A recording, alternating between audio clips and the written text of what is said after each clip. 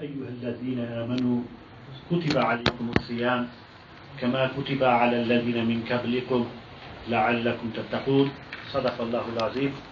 إن الله وملائكته يصلون على النبي يا أيها الذين آمنوا صلوا عليه وسلموا تسليما. اللهم صل على سيدنا ومولانا محمد معدن الجود والكرم وآله وبارك وسلم صلاة تنجينا بها من جميع الأحوال والآفات وتقضي لنا بها جميع الحاجات وتطهرنا بها من جميع السيئات وترفعنا بها عندك أعلى الدرجات وتبلغنا بأقصى الغايات من جميع الخيرات في الحياة وبعد الممات إنك على كل شيء قدير. الله رب محمد صلى الله عليه وسلم نحن عباد محمد صلى الله عليه وسلم غوث عظم بمني بسر ساما مدد قبلة يدي مدد كعبة وإمام مدد قادري يمنارا يا غوث عظم ميزنم دم ذي شيخ حفظ رضاها كتب عالم ميزنم بقيت دي ببداية اقتادة كشتي زي فاري شكر تارا تو پشتی حق حضرت خواجہ عثمان هارونی مدد کن یا حضرت خواجہ معین الدین چشتی مدد کن یا حضرت خواجہ معین الدین چشتی مدد کن یا حضرت خواجہ معین الدین چشتی. All praise be to Allah Almighty, and infinite salutations and blessings upon the best of all creation, the most beloved, the most beautiful, the most handsome, Sayyidina wa Mawlana Muhammad sallallahu ta'ala alayhi wa sallam, upon his blessed family, upon his blessed wives, upon his blessed children, upon all of his blessed companions radiyallahu ta'ala anhum ajma'in. Alhamdulillah, once again we have been blessed with the blessed month of Ramadan Kareem.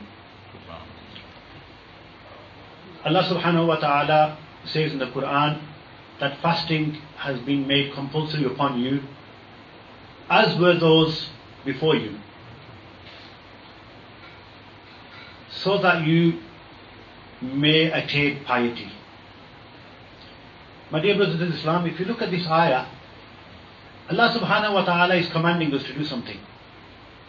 But then He is also telling us why. There is no need for Allah subhanahu wa ta'ala to tell us why. One of the most common questions, or one of the main things people try or want, is they say we want to become pious. We want the qurb of Allah subhanahu wa ta'ala. We want closeness. We want to be pious. We want to be God-fearing. Allah subhanahu wa ta'ala is telling you that, O you who believe, fasting has been made farz upon you, like those who came before you. Why? What is the aim? So that you become pious. Now why is it? This is simple. Allah subhanahu wa ta'ala has given us instruction and told us if you do this, this is what will happen. Now there's many amongst us here who have been fasting for 15 years, 20 years, 30 years, 50 years, 60 years even. But the state we are in on the 29th of Sha'ban is the same state we are in on the 1st of Shawwal. On the 1st of Shawwal, so that means we fasted for a whole month. We starved ourselves for a whole month. We have kept ourselves thirsty for a whole month. But our state has not changed whatsoever. This is like if I was to give you a worldly example, just so that it's easier to understand. So somebody is overweight, or somebody has any problem, goes to a doctor and says to him, look, I am overweight, I want to lose weight. So the doctor gives him some medicine, and he tells him to take 2 tablets, one in the morning, one in the evening, and he says inside the tablets there is an instruction manual. There are the restrictions on there. These are the things you are allowed to eat, these are the things you should not allow to eat. Like normally they say, do not operate machinery, do not take alcoholic drinks. Alhamdulillah, nobody takes alcoholic drinks here anyway, because you're going to be feeling drowsy. Or some of them says don't take any other antibiotics with them because there's already antibiotics in here. Or it says don't take milk with this, or take with milk, or take with food. There's precautions in there. So if somebody goes and the doctor says this is a course for a month, if you take these 2 tablets every single day for a month, your illness will be cured. So what he does, he takes a tablet, one in the morning, one in the evening, spends the whole month, comes back, now he weighs himself, and he's actually weighing more than what he started off with. And he says to the doctor, "Doctor, you gave me this medicine, the medicine is not working." The doctor says to him, "Did you read the precautions? Did you act on the restrictions?" No, I didn't leave anything. I was eating every day. But on the restrictions, they say, don't eat sugar, don't eat fizzy drinks, don't drink fizzy drinks, don't eat the obese food, don't eat the junk food. What we are doing, we are acting, just taking these 2 pills, but not acting on the precautions. We're not acting on the small print. We are exactly where we are. And we have ended up exactly where we have started. This is the same reason Allah subhanahu wa ta'ala is not saying to you, "I want you to starve for 30 days." Allah subhanahu wa ta'ala is saying that fasting, so that means our definition of fasting and what Allah subhanahu wa ta'ala is trying to explain to us or saying to us, there's a huge difference. So if we want to know the small print, let us go to the quote of the most beloved sallallahu ta'ala alayhi wa sallam.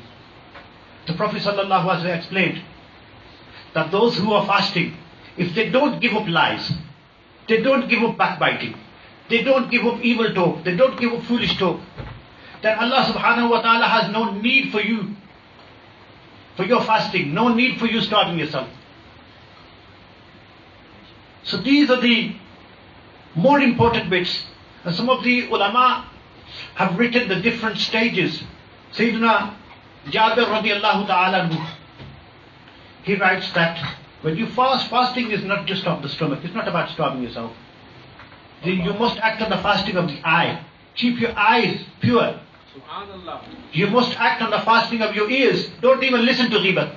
Don't even listen to foolish talk. You must also be fasting from the tongue, not just by food or tasting. That when your tongue moves, and it's not just about being silent either. When the tongue is moving, it must be the zikrullah or the zikr of the most beloved sallallahu ta'ala alayhi wa sallam. And when you spend 30 days acting upon this condition, then my dear brothers in Islam, this is Allah subhanahu wa ta'ala's medicine. You go to a normal doctor, you can say to him, your medicine is wrong, something wrong with your medicine. This is Allah subhanahu wa ta'ala's medicine with a guarantee that you fast as fasting has been ordained, with the precautions. لَعَلَّكُمْ تَتَّقُونَ. You will become pious. And when the people became pious, when the companions radiallahu ta'ala anhum ajmain, they used to long, when is Ramadan going to come? Sayyida Aisha Siddiqa radiallahu ta'ala anha, it is said that she would look for the hottest days when people would think, if we leave our homes we're going to get cooked. This is how hot it's going to be. She would look for the longest days and she would fast on them days. Sayyidina Abu Musa Ashari radiallahu ta'ala, he said about the same. He would fast all year round and he would say, you know, the maza I have been fasting on the hottest days, I don't feel. So here we are feeling it's a burden, 21-hour fasting, or 15-hour fast, or it's hot today, or it's 22 degrees today. This is the reason. If we stop all the rest of the things and act upon the small print, then this becomes more and more and more pleasurable. Then we're not going to want the roza to end at 9:30. We're going to say, why can't we have a roza, the fast ending at midnight? This is piety. The more you drink from it, the more thirsty you become. We only got a few minutes left and we want to hear from Mufti Saheb also. May Allah subhanahu wa ta'ala give us the strength to keep the roza of the eyes, to keep the roza of the ears, to keep the roza of the mouth, and to keep the roza of the stomach as well. And may Allah Almighty give us the strength to act upon the Shariat-e-Mutahara as is the right to be acted upon.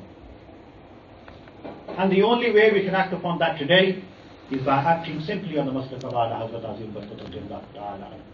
Kyun Raza, aaj gali suni hai, uth mere duh machane wale, wa ma alayna illa al balagh.